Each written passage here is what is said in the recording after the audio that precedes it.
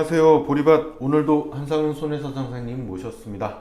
안녕하세요. 한상원 손해사정사입니다. 오늘은 어떤 얘기를 해볼까요? 보상 절차에 대해서 조금 얘기를 나누고 싶은데 현장 조사가 왜 필요하고 현장 조사는 도대체 뭐고 어떤 그 일들을 하시는지에 대한 이해가 있어야 고객분들이 대응을 잘 하실 수 있을 것 같아요. 그러니까 그냥 무조건 이렇게 하지 말아라, 서명하지 말아라, 이거는 좀 아닌 것 같고요. 서로 감정 싸움이 또 이루어지는 경우들이 많기 때문에 영상을 찍게 됐습니다. 이게 조사라는 이름이 들어가다 보니까 괜히 겁나고 그렇죠. 불신이 가득한 상태로 조사 나오는 사람들은 완전히 악인으로 여기고 대응하는 분들도 많은데 주로 어떤 경우에 조사가 좀 나오는 편인가요? 생리를 이해하셨으면 좋겠어요. 워낙 보험회사에서 현장 조사를 많이 내보내니까 설계사분들도 그리 특별한 상황은 아니에요.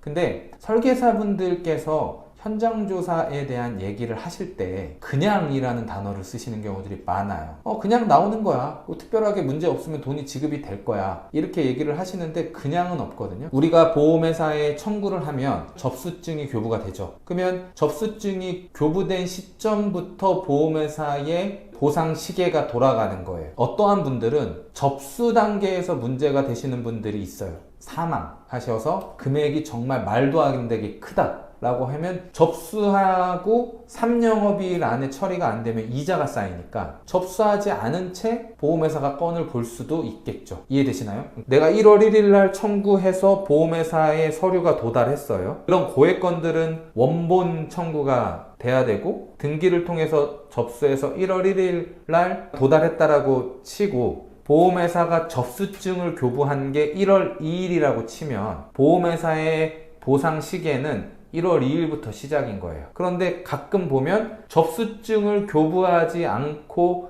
일주일 혹은 열흘 딜레이 되는 경우들이 있어요. 등기 조회를 해보면 보험사에 도착했어요. 자, 그럼 설계사분들은 어떻게 해야 될까요? 돈 내놓으라고 난리치는 게 아니라 빨리 접수하라고. 접수하라고, 접수증 교부하라고. 왜? 접수증을 교부하면 보험회사는 돈을 주겠다는 거죠. 그리고 접수증을 교부 안 하는 경우들이 어떤 경우일까요? 예전에 면책했던 것들.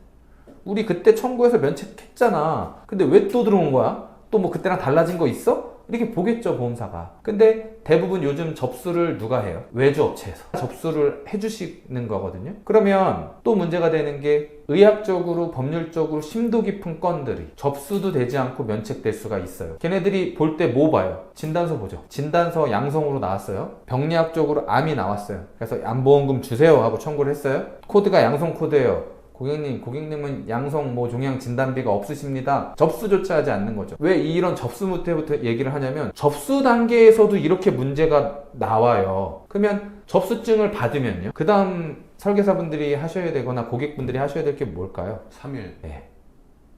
3일이 지났어요. 그럼 어떻게 해야 될까요? 왜 지급이 안 되는지를 확인해. 그렇죠. 확인해 보시죠. 그게 잘못됐습니다. 접수증을 받으면 보험회사는 3영업일 이내에 처리하게 돼 있습니다. 3영업일 이내에 무조건 돈을 줘라가 아니라 심사를 하게 돼 있다고요. 그러면 3영업일이 지나면요? 뭘 주게 돼 있어요?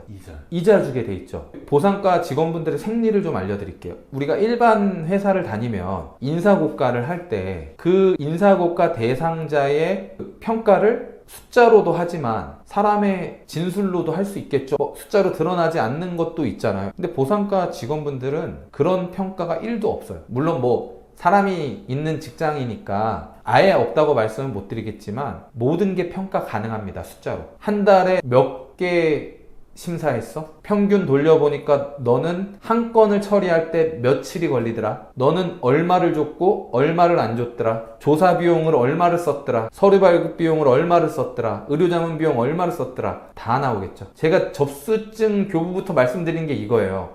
접수증을 교부한 날부터 보험회사는 째깍 보상 처리가 되는 거예요. 그러면 그 보상과 직원이 문제가 없다고 생각하는 건을 조사로 내보내겠습니까? 안 내보내죠. 조사로 나가는 순간 확정적인 지급은 뭐예요? 손해사정료. 지연되고 돈이 나가게 되면 이자 나갈 거고요. 이 조사자가 왔다 갔다 하면서 쓰는 교통비 있고요. 피보험자한테 동의받아서 발급하는 서류 발급비가 있고요. 의학적으로 문제가 있거나 법률적으로 문제가 있을 때는 자문비가 있겠죠. 그러면 작게는 2, 30만 원에서 일반 배상 책임 쪽이나 이렇게 가면 6, 70만 원 하거든요. 그 손해사정료가요. 그러면 거기에 일비나 이런 것들이 추가가 되고 자문까지 가게 되면 피가 100이 넘어요. 그러면 2, 30에서 100만 원을 쓸 생각을 아무 생각을 안 하고 그냥 조사 내보내는 게 아니라는 얘기예요. 한번 쿡 찔러볼까가 아니라는 얘기죠. 설계사분들이 조사가 나온다라고 할 때 긴장을 풀게 하면 안 돼요. 조사가 나왔다라는 건 링에 올라가 있는 거예요. 괜찮아, 그냥 나오는 거야, 이런 얘기를 너무 무책임하게 내뱉더라고, 설계사분이. 물론 대부분 과거력 확인을 하기 위해서 나오거나 진단 적정을 확인하기 위해서 나오거나 상해인지 질병인지 알아보려고 나오거나 이 사람이 모럴성 청구권자여서 뭐 가족들이 받아간 돈이 많거나 그렇다 하더라도 어떤 경우에 뭐가 문제가 될지는 100% 설명할 수 없다면 그냥 일반적이야 라고 얘기하시면 안 된다 라는 얘기를 먼저 드리고 싶은 거예요. 현장조사에 대해서 드리기 전에. 이 담당자는 그 비용에 대한 걸 지불할 의사가 있다라고 그 청구권을 받으니까요.